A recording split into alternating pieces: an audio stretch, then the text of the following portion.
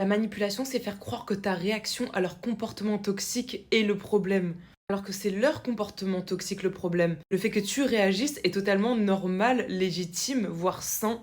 C'est totalement légitime pour une personne victime de comportements toxiques de rétorquer et de se défendre. Une personne qui exerce de la manipulation va avoir un comportement toxique avec quelqu'un et faire croire que c'est la réaction de la personne à son comportement toxique qui est problématique et qui est toxique.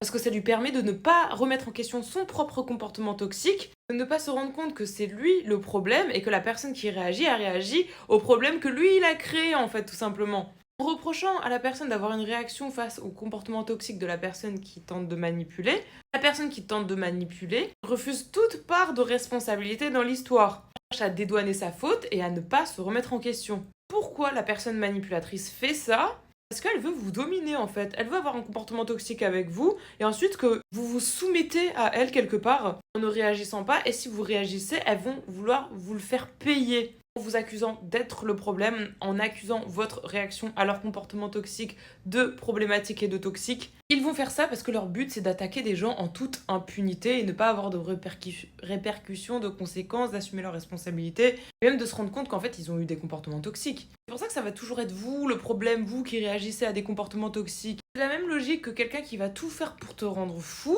et ensuite quand tu deviens ouf, c'est-à-dire tu pètes un câble ou quoi, d'un coup ça va être toi le problème. Ah mais pourquoi tu réagis comme ça? T'es toxique.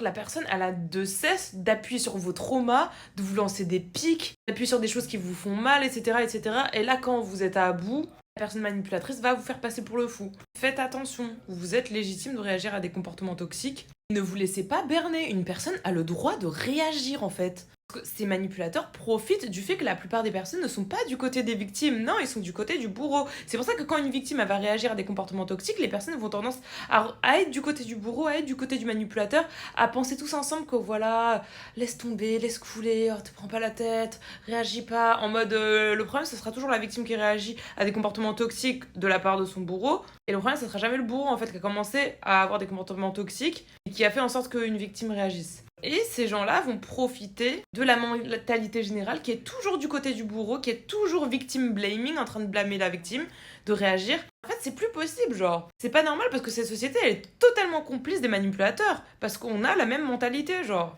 Si une victime, elle fait du drama si elle se défend. Une victime, elle exagère si elle se défend de comportements toxiques. Tout le monde est complice de la manipulation et c'est pour ça qu'on doit se responsabiliser à l'échelle individuelle sur ses comportements et se renseigner davantage.